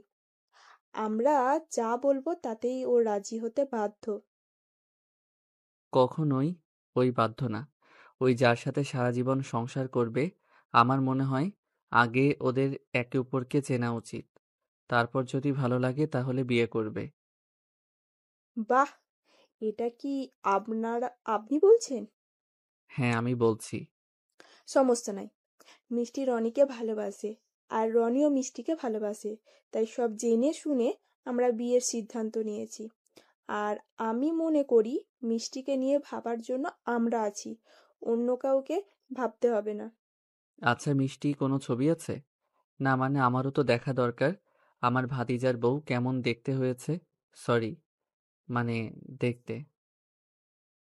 দুঃখিত, আমার মনে হয় বিয়ের পরে দেখা আপনার জন্য ভালো। রাফি কিছু বলতে যাবে, সাথে সাথে রাফির ফোনটা বেজে উঠল। রাফি অনুমতি নিয়ে কিছুটা দূরে গিয়ে কল রিসিভ করলো। কথা বলা শেষ করে সবার সামনে গিয়ে বলল, ভাইয়া, ওনাদের আপ্যায়ন কেন ভাইয়া ওনাদের আপ্যায়নে যেন কোনো কমতি যেন না থাকে। আর বিয়ের ডেট কবে দাও আমাকে বলো, আমি সময় মতো চলে আসব। আমাকে আবার লন্ডন যেতে হবে। কি বলছিস? এই তো গতকাল আসলি আবার। হ্যাঁ, আচ্ছা আমি আসছি। আসসালামু আলাইকুম। রাফি কথাটা বলে রুমে চলে গেল। লাগেজ গুছিয়ে রেডি হয়ে নিল। ম্যানেজারকে দিয়ে ফ্লাইটের টিকিট কেটে নিল। তারপর লাগেজ নিয়ে সিঁড়ি ভেঙে নিচে আসলে রায়হানের আম্মু বলে উঠল, তুমি আবারও চলে যাচ্ছ? জি, রায়হানের খেয়াল রাখেন। রাফি কথাটা বলে সবার থেকে বিদায় নিয়ে চলে গেল। 2 মাস পর রনির মিষ্টির বিয়ে হয়ে যায়। রাফি নিজের কাজের চাপে আসতে পারে না। 3 মাস পর রাফি দেশে ব্যাক করে। এয়ারপোর্ট থেকে বের হয়ে গাড়িতে উঠে বাসায় চলে আসে। বাসার ভিতর নেমে পড়ল। লাগেজ নিয়ে সদর দরজায় নক করলে কাজের মেয়ে খুলে দিল। রাফির হাত থেকে লাগেজ নিয়ে যেতে লাগলো, আর একটা রাফি নিচে নিয়ে গেল। বসার ঘরে যেতেই রায়হান আব্বু বলে ডাক দিয়ে দৌড়ে এসে রাফিকে জড়িয়ে ধরলো। রাফি রায়হানকে কোলে তুলে নিয়ে আদর করতে বলল, সরি বাবা, দেরি করে আসতে হলো। আমার চকলেট দাও। সবার জন্য সব কিছু নিয়ে এসেছি, তোমার চকলেটও আছে। রায়হানকে কোল থেকে নামিয়ে দিয়ে লাগেজ নিয়ে সামনের দিকে এগিয়ে যত যেতে লাগলো, বুকের ভিতরে তত ধুকপুক করতে লাগলো। আর কয়েক পা সামনে যেতেই রাফি থমকে গেল। রাফি অবাক দৃষ্টিতে রাত্রির দিকে তাকিয়ে দেখতে লাগলো। রাত্রি রাফির দিকে এগিয়ে আসতে যাবে, সাথে সাথে রায়হানের আম্মু এসে বলল, রাফি, তুমি চলে এসেছো, আসো বেআইনের সাথে পরিচয় করিয়ে দেই। রাফির হাত ধরে কাছে নিয়ে যেতেই রাত্রির চোখে পানি টলমল করতে লাগলো। নিজেকে সামলিয়ে নিয়ে বলল, ওয়ালাইকুম আসসালাম। ওয়ালাইকুম আসসালাম। কেমন আছেন? জি আলহামদুলিল্লাহ, ভালো আছি। আপনি কেমন আছেন? আপনি ভালো আছেন না দেখে বোঝা যাচ্ছে। আপনি অনেক ভালো আছেন বউ বাচ্চা নিয়ে। বেইমানরা তো চমৎকার মানুষ। রনি, মিষ্টি মামুনি কোথায়? আর বলো না, বৌমা রান্নাঘরে গেছে। কেন? আমাদের সবার জন্য চা বানাতে গেছে। কি? ওইটুকু মেয়েকে দিয়ে চা বানাতে কে বলছে? এখনই মিষ্টি মামুনিকে রান্নাঘর থেকে আসতে বলো। রাফির কথা শুনে সবাই আঁতকে উঠল। রায়হানের আম্মু দৌড়ে গিয়ে মিষ্টিকে রান্নাঘর থেকে নিয়ে এসেছে। রাফির সামনে দাঁড় করালে মিষ্টি ভয়ে কাঁপতে লাগলো। রাফি মিষ্টিকে দেখে ওর চোখের পানি যেন আর ধরে রাখতে পারল না। মিষ্টিকে সোজা শক্ত করে জড়িয়ে ধরলো। এটা দেখে সবাই অবাক হয়ে গেল। রাফি মিষ্টির সারা মুখে চুমু দিতে লাগলো। মিষ্টি রেগে ধাক্কা দিয়ে রাফিকে সরিয়ে দিয়ে বলল, দেখেন, আপনি আমার চাচা শ্বশুর, তাই লিমিটের ভিতরে থাকেন। আমি আপনার ভাতিজার স্ত্রী, আমার সাথে একদম বাজে আচরণ করতে আসবেন না। আমি কিন্তু অন্য মেয়েদের মতো না। অন্যায় দেখলে প্রতিবাদ না করে চলে যাব। মিষ্টির কথা শুনে রনি রেগে গেল। রনি মিষ্টির গায়ে হাত তুলতে যাবে, সাথে সাথে রাফি রনির হাত ধরে রাগের লোক নিয়ে বলল, একদম মিষ্টির গায়ে হাত তুলবে না, তাহলে খুব খারাপ হয়ে যাবে। মিষ্টি আম্মু, তুমি বলতে থাকো, তোমার কথা শুনতে অনেক ভালো লাগছে। রাফির কথা শুনে সবাই যেন হাঁ হয়ে গেল। মিষ্টির রাগের লোক নিয়ে বলল, উনি আমার স্বামী, আমার গায়ে হাত তুলতেই পারে। আপনি ওনাকে শাসন করার কে?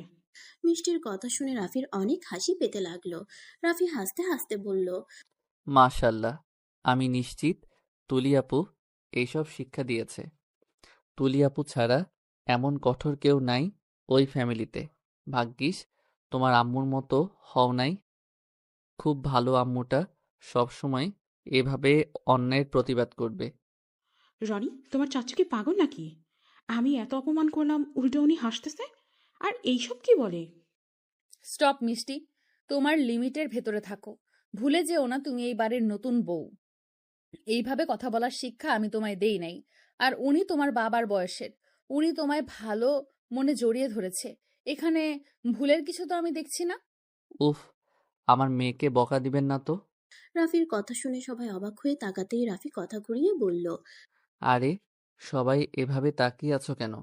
মিষ্টি তো আমার মেয়ের মতো। আচ্ছা শুনো, এই লাগেজটা তোমার, এখানে তোমার বিয়ে গিফট আছে। আর হ্যাঁ, সবাই একটা কথা বলি, কান খুলে শুনে নাও। মিষ্টি এই বাড়িতে যা বলবে তাই শুনবে। সবাই ওকে ওর মতো থাকতে দিবে। কেউ কখনোই ওর মনের বিরুদ্ধে কাজ করাবে না।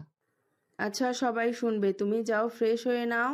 রাফি কাজের বুয়ার হাত থেকে লাগেজ নিয়ে চকলেট খেলনার জিনিসপত্র বের করতেই রায়হানের হাতে দিবে, তখনই সিঁড়ির উপর থেকে কেউ বলে উঠল, আম্মু তোমার ফোনটা দাও, আমি একটু গেম খেলবো, এখানে একা ভালো লাগছে না তো।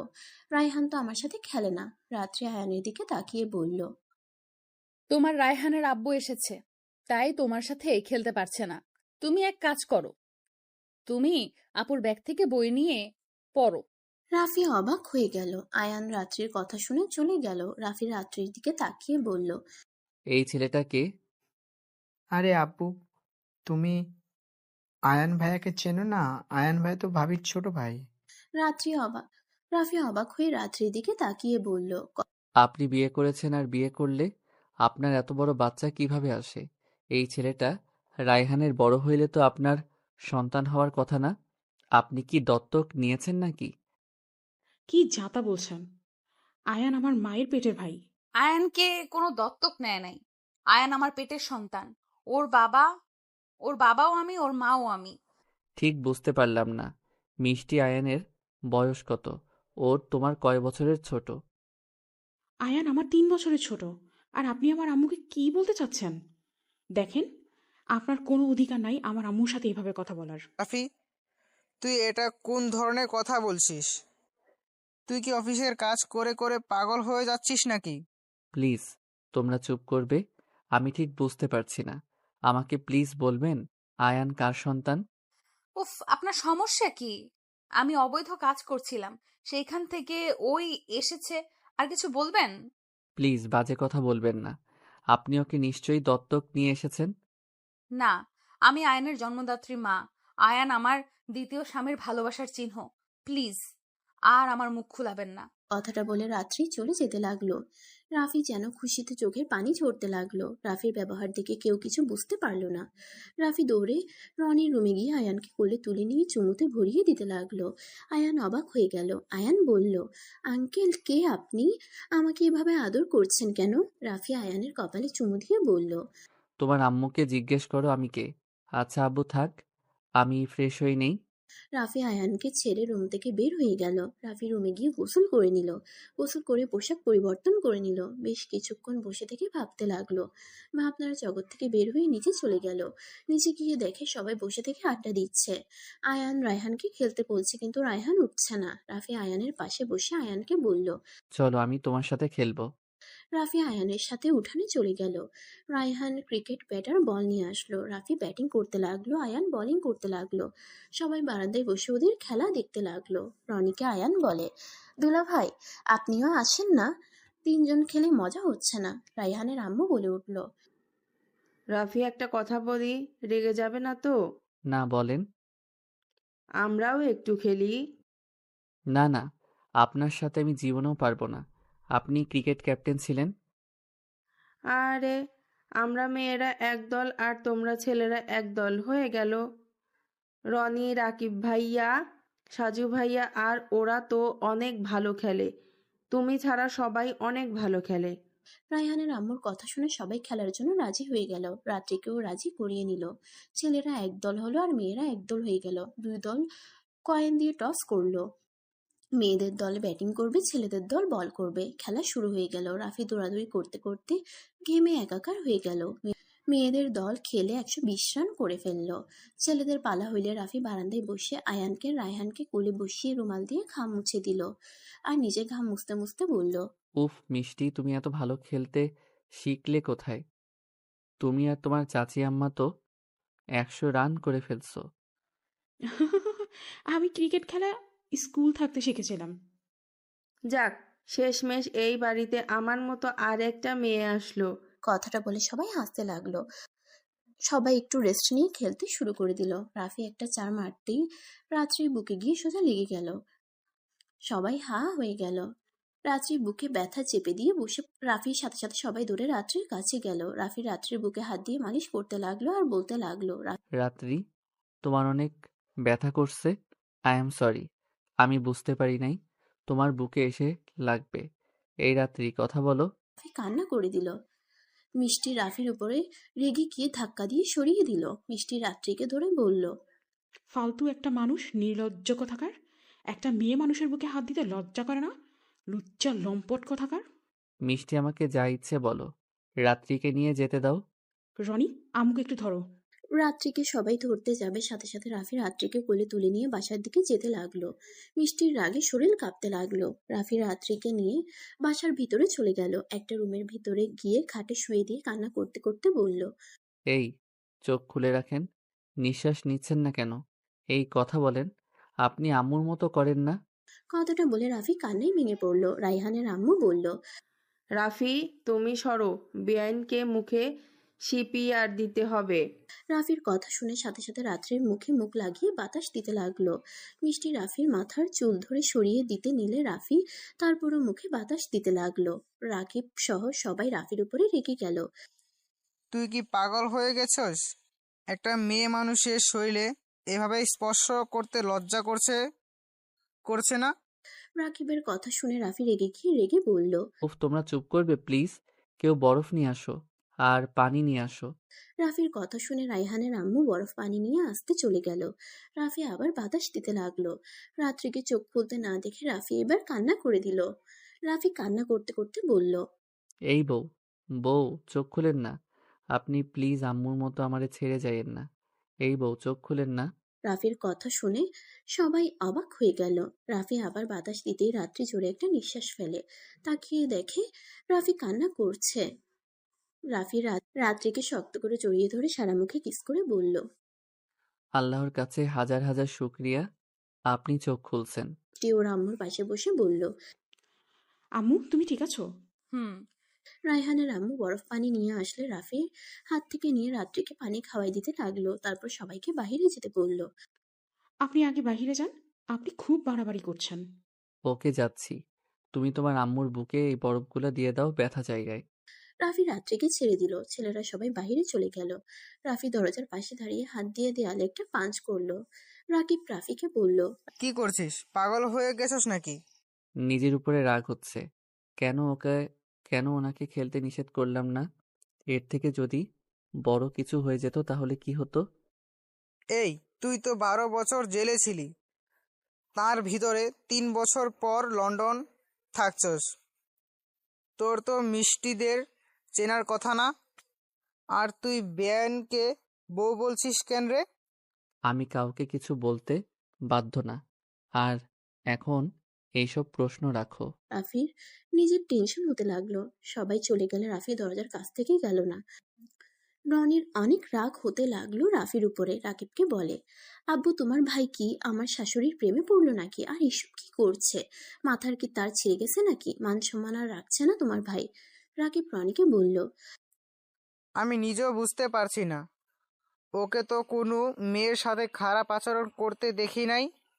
রায়হানের আম্মুর সাথে ওর বিয়ে হয়েছে, তারপরও তো কোনোদিন আমি দেখি নাই রায়হানের আম্মুর দিকে তাকাতে। এখনো বড় ভাবি হিসেবে সম্মান করে। এদিকে রাকিব রনি কথা বলতে লাগলো, আর ওইদিকে রাত্রি রায়হানের আম্মুর দিকে তাকিয়ে বলল, দুঃখিত বেআইন, রাফির ব্যবহারে আপনি হয়তো কষ্ট পাচ্ছেন। আমি জানি কষ্ট পাওয়ার কথা, নিজের স্বামী অন্য কারোর প্রতি এত ভালোবাসা দেখালেন। রাত্রির কথা শুনে রায়হানের আম্মু বলল, না, সমস্যা নাই। আমি আমার স্বামীকে চিনি, ওই একটু আবেগপ্রবণ মানুষ। আমি আপনার কাছে রাফির জন্য ক্ষমা চাচ্ছি। ও আসলে এমন খারাপ ছেলে না। আমি কখনোই ওকে কোনো মেয়ের সাথে এমন আচরণ করতে দেখি নাই। চাচি আম্মা, কিছু মনে করবেন না। রাফি চাচুকে আমার একদম পছন্দ হচ্ছে না। উনি আমার আম্মুর দিকে বাজে নজরে তাকিয়ে থাকে। আর আপনারা তো তখন দেখলেন আমাকে কিভাবে জড়িয়ে ধরছিল, কতটা জঘন্যভাবে আমাকে টাচ করছিল। আমার মুখে চুমু খাচ্ছি, ছি, ভাবতে ঘৃণা হচ্ছে। মিষ্টি, বাজে কথা বলো না। ওই তোমাকে মেয়ে হিসেবে আদর করেছে। ও খারাপ চিন্তা নিয়ে তোমায় জড়িয়ে ধরে চুমু খায় নাই। রাত্রির কথা শুনে মিষ্টির রাগ উঠে গেল। আম্মু, তুমি ওনার ব্যাপারে জানো? সবাই দেখছে উনি কিভাবে তোমার শরীরে হাত বুলাচ্ছিল, তোমার মুখে বাতাস দিচ্ছ। ওইটা মেনে নিলাম, কিন্তু ওইখানে তো আরো ছেলে মানুষ ছিল। কই, কেউ তো তোমার কাছে এগিয়ে আসলো না। ওই শুধু খারাপভাবে স্পর্শ করছিল। বৌমা, তুমি রেগে যেও না। রাফি কেন এমন করেছে আমরা নিজেরাও বুঝতে পারছি না। আমরা নিজেই অনেক অবাক হয়ে গেছি। রাফিকে যেমন ভাবছো রাফি এমন না। ওই এখানে এখনো দরজার পাশে দাঁড়িয়ে ফুচ্ছি দিচ্ছে, দেখার চেষ্টা করছে। মিষ্টির কথা শুনে সবাই দরজার দিকে তাকাতেই দরজার পর্দার নিচ দিয়ে রাফির পা দেখা গেল। রায়হানের আম্মু রাগ হলো। রায়হানের আম্মু বলল। রাফি, রাফির সাথে সাথে ভিতরে ঢুকে বলল। জি। তুমি এখানে কি করছো? সবাই চলে গেছে আর তুমি এখানে দাঁড়িয়ে আছো? না মানে, বেআইনির এখন কি অবস্থা? আমি কি ডাক্তারকে ডেকে নিয়ে আসবো? আমি ঠিক আছি। আর আমি মনে করি আমার আশেপাশে আপনি না আসলে খুশি হব। আর আমাকে নিয়ে ভাবার কোনো মানেই হয় না। নিজের স্ত্রী সন্তানকে নিয়ে ভাবেন। আর আপনি তো ইসলামিক মাইন্ডের মানুষ, তাহলে পরনারীর দিকে তো আগ্রহ দেখাচ্ছেন কেন? প্লিজ দয়া করে আমার আশেপাশে আসবেন না। রায়হান আমার নিজের সন্তান না, আর রায়হানের আম্মু আমার স্ত্রী না। রাফির কথা শুনে রায়হানের আম্মুর খারাপ লাগলো। রাত্রিকে এসব বলাতে রাফির কথা শুনে সবাই অবাক হয়ে গেল। রাফির দিকে তাকালো। রাত্রি রেগে গিয়ে বলল। ছি, নিজের স্ত্রী সন্তানকে অস্বীকার করতে লজ্জা করছে না? আপনার আম্মু আপনাকে এইসব শিখাইছে? আমি সত্যি কথা বলছি, আর আমি মিথ্যা বলি না। আপনি ভালো করে জানেন, আর মিথ্যা বলেও আমি আপনাকে কখনোই মিথ্যা বলতে পারবো না। আপনি এটা তো বিশ্বাস করেন নাকি? বিশ্বাস? তাও তোমার উপরে? তোমার মনে হয় তোমাকে আমি আর বিশ্বাস করব? তুমি তো আমার কাছে মৃত। রাফি কথাটা শুনে মাথা নিচু করে ফেলল। রায়হানের আম্মু বলল। আপনারা কি একে অপরকে আগে থেকে চিনেন? হ্যাঁ, আম্মু তোমার কি একে অপরকে আগে থেকেই চিনতে? হ্যাঁ, খুব ভালো করে চিনতাম, কিন্তু এখন আমি তাকে চিনি না। সেই আমার জন্য মৃত, কারণ সেই 17 বছর আগে মারা গেছে। আমাকে কি আপনি কথা বলার সুযোগ দিবেন? রাত্রি রেগে গেল। রাত্রি চিৎকার করে বলল। মৃত মানুষের কথা কে শুনে? মিষ্টি, আমার লাগেজটা গুছিয়ে দাও। আমি ঢাকায় চলে যাব। আমি আর এক মুহূর্ত এখানে থাকবো না। আয়ান কোথায়? ওকে ডেকে বলো, আমরা বাসায় যাব। আয়ান কোথাও যাবে না। এইটা ওর বাড়ি। ও কেন এখান থেকে যাবে? মানে কি, আয়নের বাড়ি এটা হবে কেন? এই, আপনারা প্লিজ বলবেন এখানে হচ্ছেটা কি? মিষ্টি, আম্মু, তোমার আম্মুকে বলো আমার কথা শুনে তারপর যা বলবে আমি তাই শুনবো। শুধু আমাকে একবার কথা বলতে দিতে বলো। মিষ্টি, বলে দে, মৃত মানুষের কথা আমি শুনি না। রাফির রাগ হতে লাগলো। রাফির রাগের লোক নিয়ে তাকিয়ে বলল। প্লিজ, এক কথা বারবার বলবেন না। মেজাজটা খারাপ হয়ে যাচ্ছে। আমি কিভাবে আপনার কাছে যাব? কোন মুখ নিয়ে যাইতাম? যখন গেছিলাম তখন তো দেখি আপনার বিয়ে হয়েছে অন্য কারোর সাথে। অন্য কারোর সাথে চলাফেরা করা দেখলে কার মনে হবে না ওই মানুষটা আপনার স্বামী না? তুলি আপুর স্বামী, সেটা কি আমি জানতাম নাকি? 3 মাস আগে তুলি আপু যখন আমাদের বাসায় আসে তখন বুঝতে পারলাম এই লোকটা আসলে কে। ও আচ্ছা, একবার আমাদের সামনে এসেছে, জিজ্ঞেস করা যায় নাই এইটাকে কেন আমি তার সাথে ঘুরছি, কেন তার সাথে এত চলাফেরা করছি? আমি ভেবেছিলাম আপনি যখন সুখে আছেন সেখানে আমি আর আপনার সামনে গিয়ে কষ্ট দেওয়ার কোনো মানে হয় না। তুমি তো অনেক ভালো মানুষ। খুব ভালো করেছো। 6 বছর আগে তুমি আমার সাথে দেখা করতে গেছিলে, কিন্তু 18 বছরের ভেতরে 12 বছর কোথায় ছিলে? জেলে। রাফির কথা শুনে রাত্রি চমকে গেল। মিষ্টি অবাক দৃষ্টিতে তাকিয়ে থাকলো। রাত্রি বলে উঠল। জেলে মানে? কি বলছো এসব? এই জন্য বলছি, আমার কথা সম্পূর্ণ শুনেন। আচ্ছা বলো শুনি। রাফি রাত্রিকে বলতে লাগলো। আমার বাবা মায়ের আমি দ্বিতীয়তম সন্তান। আমার বড় ভাই আছে।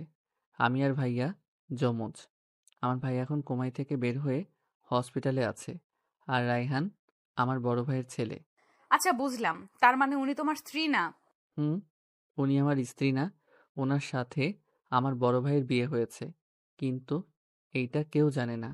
রায়হান যখন পেটে তখনই গ্রামের মানুষ ক্ষেপে যায়। রায়হানের আম্মুকে রায়হানের নানির বাড়ি সবাইকে গ্রাম ছাড়া করতে নিয়েছিল। তখনই আমি ওইখানে গিয়েছিলাম ভাইয়ার কথা মতো। পরে ওরা সবাই জোর করে আমাদের বিয়ে দিয়ে দেয়। সেখান থেকে উনি আমার স্ত্রী হিসেবে আছে। হুম, বুঝলাম। বাট এর সাথে জেলে যাওয়ার সম্পর্ক কি? আমি ভাইয়াকে সাথে নিয়ে আমার সৎমাকে খুন করেছি। রাফির কথা শুনে এক চমকে গেল। রাফির দিকে অবাক দৃষ্টিতে তাকিয়ে বলে, কি যাতা বলছো? তুমি খুন করেছো মানে? হ্যাঁ, আমি আর ওনাকে মেরে ফেলছি। শুধু ওনাকে না, ওনার বড় ভাইকেও মেরে ফেলছি। আমাদের মায়ের প্রতিশোধ নিয়েছি। আমার মাথার উপর দিয়ে যাচ্ছে, আমাকে একটু বুঝিয়ে বলবে? বোঝাতে গেলে প্রথম থেকে বলতে হবে। আমার আম্মু এই গ্রামে একজন কৃষকের মেয়ে ছিল, আর আম্মু একজন শিক্ষিকা ছিল এখানকার প্রাইমারি স্কুলের। আব্বু আম্মুকে প্রথম দেখাতে ভালোবেসে ফেলে, অথচ আব্বু বিবাহিত ছিল। আব্বুর ছেলে সন্তানের দরকার ছিল, কিন্তু আমার সৎ আম্মুদের সবার শুধু মেয়ে হয়েছে। তাই আব্বু আরেকটা বিয়ে করার জন্য পাত্রী খুঁজছিল। তখন আম্মুকে দেখে পছন্দ করার কারণে নানুর কাছে বিয়ের প্রস্তাব পাঠায়। কথাটুকু বলে রাফি এক গ্লাস পানি খেয়ে নিয়ে বলল, আমার আম্মু রাজি না থাকায় আব্বু নানুকে মোটা অঙ্কের টাকা দিয়ে জোর করে আম্মুকে বিয়ে করে। আব্বু আবার আমার আম্মুকে সব বউদের থেকে বেশি ভালোবাসতো। আমরা জন্মগ্রহণ করার পর আব্বু আম্মুকে আরো বেশি ভালোবাসতে শুরু করে। কিন্তু আম্মুকে তো আপনি দেখছেন, আম্মু অন্যায় প্রতিবাদ করে, অন্যায় সহ্য করতে পারে না। আব্বুর কোনো অন্যায় দেখলে সাথে সাথে প্রতিবাদ করত। আমার আব্বু ভালো মানুষ ছিলেন না, উনি গরিবদের উপরে জুলুম করতেন, এমনকি অন্যায়ের পথে বেশি চলতেন। আমার আব্বুর নাম নিশ্চয়ই আপনারা শুনেছেন, প্রভাবশালী লোক ছিল উনি। শুনেছি, কিন্তু এখানে তোমার সৎ আম্মুকে কেন মারলে? ওয়েট, বলছি। আম্মু আব্বুর অনেক বড় লস করে দিলে বড় আম্মু আব্বু অনেক রেগে যায়। বড় আম্মু এমনিতেই আম্মুকে দেখতে পারতো না, আব্বু বেশি ভালোবাসে দেখে। তারপরে আবার আম্মু সব বিষয়ে নাক গলাতে দেখে আম্মুকে এই বাড়ি থেকে মিথ্যা অপবাদ দিয়ে বের করে দেয়। আম্মুর ঘরে একটা পরপুরুষ ঢুকিয়ে দিয়েছিল। আব্বু না বুঝে আম্মুকে ভুল বুঝে বের করে দিলে আম্মু আমাকে নিয়ে এই গ্রাম থেকে চলে যায়। আমাকে আটকে রাখার চেষ্টা করলে আমি আম্মুর সাথে চলে যাই। আর বড় ভাইয়া তখন ঘুমিয়ে থাকায় আম্মু ভাইয়াকে নিয়ে যেতে পারে না। সেই থেকে আমরা ঢাকা চলে যাই, ওইখানে থাকতে শুরু করি। রাত্রি রাফিকে থামতে দেখে বলল, তারপর কি হলো? তারপর কি, আমাদের সংসার টানাটানি করে একরকমভাবে চলছিল। তারপর কি হয়েছে জানেন তো? আর আমার বড় আম্মু আমাদের খোঁজ পেয়েছিল কিভাবে যেন? সেই দিন রিক্সা অ্যাক্সিডেন্ট বড় আম্মু করিয়েছিল। আব্বুর নাম করে ট্রাকওয়ালা মানুষটাকে ভাড়া করেছিল। কি, তার মানে আম্মুকে খুন করা হয়েছে? হ্যাঁ, সেদিন পুলিশ আমাকে বলেছিল আমার আব্বু নাকি খুন করেছে। আমি এখানে এসেছিলাম, স্বাভাবিকভাবে থাকছি। আস্তে আস্তে বুঝতে পারি আম্মু যে মারা গেছে আব্বু জানে না, এইসব বড় আম্মু করছে। বড় ভাইয়াকে আমি সব সত্যি বললে দুইজন প্ল্যান করে আব্বুদের দুর্নীতি সবকিছু পুলিশকে বলে দিয়েছি। সব প্রমাণ দিয়ে সরকারের কাছে দিয়ে দিয়েছি।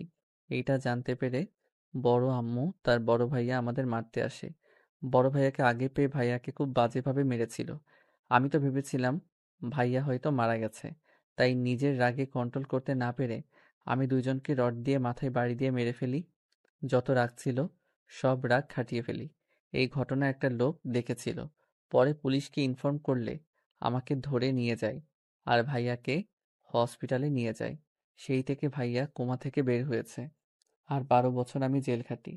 আব্বু এইসব শুনে স্ট্রোক করে মারা যায়, আর ভাইয়ার হসপিটালে চিকিৎসা চলছে। রাত্রি রাফির কথাগুলো শুনে কি বলবে বুঝতে পারছে না। রাত্রি রাফির দিকে তাকিয়ে বলল, তার মানে শফিক তালুকদার দুই ছেলে তোমরা ছিলে? তোমাদের ছবি তো নিউজেও দেয় নাই। রাকিব ভাইয়ার ছোট চাচ্চু মিলে রিপোর্টদের আমার ছবি নিতে দেয় নাই, তাই কেউ আমার মুখ দেখে নাই। এখনো কেউ জানে না আমি রফিক তালুকদারের ছেলে, শুধু আমাদের গ্রামের মানুষ কিছুজন জানে। আর আমি জেল থেকে বের হয়ে 3 বছর ছদ্মবেশ নিয়ে থাকছি। আমার পড়াশোনা শুরু করার জন্য আমি লন্ডন চলে গেছিলাম। ওইখানে রাকিব ভাইয়ার সাথে অফিস সামলাচ্ছিলাম আর পড়াশোনা করছি। আর হ্যাঁ, আমি আপনার সাথে দেখা করতে জেল থেকে বের হয়ে গেছিলাম, কিন্তু পরে তো ভুল বোঝাবুঝির কারণ আর আপনার সামনে যায় নাই। I am sorry. এত কিছু হয়ে গেছে, আর তুমি এমন স্বামী যে একবার বউকে কল দিয়ে বলতে পারো নাই যে আমি এখানে আসি? একবার ভেবে দেখেছো আমি কিভাবে তোমাকে ছাড়া চলবো? একবারও কি আমাদের কথা ভাবো নাই? রাত্রির কথা শুনে সবাই অবাক হয়ে গেল। মিষ্টি অবাক হয়ে গেল। রাফি রাত্রির দিকে তাকিয়ে বলল, কি করতাম? আমাকে ক্ষমা করে দিয়েন। আমি তখন যা ভালো মনে করছি তাই করছি। বাহ, তুমি তো নিজের মন মতো চলতে শিখে গেছো। আমি জানি আপনাকে জানানো উচিত ছিল। আমি ভুল করছি, কিন্তু আপনার সাথে যোগাযোগ করি নাই। আরেকটা কারণ ছিল, আমার বড় আম্মু যদি জানতো আপনি আমার স্ত্রী তাহলে আপনার ক্ষতি করার চেষ্টা করত। অনেক দিক ভেবে আমি এমন কাজ করছি। আম্মু, কি বলছে উনি? তুমি তার স্ত্রী মানে? ঠিক শুনছো রাফি, আমার স্বামী। এই জন্য ওই আমার এতটা কাছে এসেছে। আর রাফি তোমাকে অনেক ভালোবাসে। ওই তোমাকে প্রথম দেখাতেই নিজেকে কন্ট্রোল করতে পারে নাই। আমি কিছুই বুঝতে পারছি না। তুই শান্ত হও, আমি তোমাকে বুঝিয়ে বলছি। রাত্রি মিষ্টিকে বিয়ের থেকে রাফির বের হয়ে যাওয়া সবকিছু খুলে বলল। মিষ্টির চোখের পানি চলে আসলো। মিষ্টি রাফিকে জড়িয়ে ধরে বলল, আব্বু, আমাকে ক্ষমা করে দেন। আমি বুঝতে পারি নাই। আর আম্মু বা কেউ আমাকে কোনোদিন আপনার সম্পর্কে কিছু বলেই নাই। তাই আমি আপনাকে চিনতে পারিনি। শুধু দেখেছি আপনার জন্য প্রতি রাতে কাঁদতে দেখেছি। কিন্তু কেন কান্না করছে সেটাও জানতাম না। কখনো জিজ্ঞেস করলে বলেও নাই। রাফি মিষ্টিকে নিজের কাছ থেকে সরিয়ে চোখের পানি হাত দিয়ে মুছে কপালে চুমু দিয়ে বলল, দূর পাগলি, আমি কি আমার মিষ্টি আম্মুর উপরে রাগ অভিমান করতে পারি নাকি? আর আমার মেয়েটা যে তোতা পাখির মতো এত কথা বলতে পারে, আমার বিশ্বাস হচ্ছে না সেই ছোট মেয়েটা যে এত বড় হয়ে গেছে। রাফির কথা শুনে মিষ্টি ফিক করে হেসে দিল। ওদের হাসতে দেখে সবাই হেসে দিল। রায়হানের আম্মু বলল, এই তার কারণ। এজন্যই তো বলি, মেয়েদের থেকে এত দূরে কেন থাকে। আচ্ছা চাচি, আমাকে কি বলবো? মেজো আম্মু বলবো নাকি চাচি আম্মা বলবো? তোমার যেটাই ভালো লাগে ওটাই বলো। আর এমনিতেও আমি তোমার আব্বুর স্ত্রী না, আমাদের ডিভোর্স হয়েছে অনেক আগে। রায়হানের আম্মুর কথা শুনে বাকি সবাই অবাক হয়ে বলে উঠল, কি, তোমাদের ডিভোর্স হয়েছে কবে? রায়হানের আম্মু বলল, অনেক আগেই। পিছন থেকে সব কথা শুনে রনি বলল, শেষমেশ কিনা চাচ্চু হয়ে গেল শ্বশুর। রনির কথা শুনে সবাই হেসে দিল। রাফি বলে উঠল, আমার মেয়ের খেয়াল রেখেন বাবাজি। আচ্ছা, সবাই ওনাদের একা কথা বলার সময় করে দেয়া উচিত। আমার মেয়ে থাকলে সমস্যা নাই। মিষ্টি রনিকে নিয়ে চলে গেল। এক এক করে সবাই রুম থেকে বের হয়ে গেল। রায়হানের আম্মু বাহির থেকে দরজা লাগিয়ে দিয়ে চলে গেল। রাফি রাত্রির কাছে যেতেই রাত্রি অন্যদিকে মুখ ঘুরিয়ে নিল। রাফি রাত্রির কোলে শুয়ে পড়ল। রাত্রি অন্যদিকে মুখ রেখে রাফির মাথায় হাত বুলিয়ে দিতে লাগলো। রাফি রাত্রির গাল দুইটা ধরে নিজের দিকে তাক করিয়ে বলল, বউ, আপনি কি আমার সাথে কথা বলবেন না? বলতে চাই না। এখন কথা বলে কি হবে? 18টা বছর আপনার সাথে কথা না বলে থাকতে পারলে বাকি জীবনটাও একা একা কাটিয়ে দিতে পারবো। আর আপনি একটা মেয়ে দেখে বিয়ে করে নিয়েন। রাত্রির কথা শুনে রাফি কিছুটা অবাক হয়ে কোল থেকে উঠে রাত্রির দিকে তাকিয়ে বলল, আমার বউ থাকতে আমি কেন আরেকটা বিয়ে করতে যাব? আমার বয়স কত? 43 হয়ে গেছে। তো কি হয়েছে? আস্তে আস্তে বুড়ি হয়ে যাচ্ছি। মানুষ তোমাকে কি বলবে? কে কি বললো ওইসব দেখার আমার সময় নাই। তুমি আমার কাছে আগেও যেমন ছিলে, ভবিষ্যতেও ওই সেম থাকবে। তুমি আমার প্রথম ভালোবাসা, তুমি আমার শেষ। আমার লাইফে আমি আর কাউকে ভালোবাসতে পারবো না। রাত্রি কিছু বলতে যাবে তখনই রাফির ফোন বেজে উঠল। রাফি ফোনটা রিসিভ করে কথা বলতে লাগলো। কথা বলা শেষ করে বলল, বউ, আমি আসছি। কি হয়েছে? তুমি এত খুশি কেন? পরে সবাইকে দেখতে পারবেন। আমি একটু বের হব। রাফি রাত্রির কপালে চুমু দিল। রাত্রি রাফির পিছন পিছন বের হলো। বসার ঘরে গিয়ে বলল, ভাবি, আজকে একটু সেজে থাকেন তো। রাফির কথা শুনে রায়হানের আম্মু অবাক হয়ে বলল, ইয়াহ, তুমি কি নিজের বউ বলার জায়গায় আমাকে বলছো নাকি? আরে না, আমি আপনাকে বলছি আপনি একটু সেজে থাকেন। ও মা, কেন? দূর, আপনাকে এত প্রশ্নের উত্তর দিতে পারবো না। রাকিব ভাইয়া আর রনি, আমার সাথে একটু চলো তো। বুঝতে পারছি কোথায় যাবি। আচ্ছা থাক, আমি লুঙ্গিটা পরিবর্তন করে আসছি। রনি, তুই চাচ্চুর সাথে যা। রাফি আর রনি বাহিরে চলে গেল। মিষ্টি রাত্রির দিকে তাকিয়ে বলল, আম্মু আব্বুর আবার কি হলো? জানি না। এই ওর হুট করে কল আসা দেখলে আমার ভয় লাগে।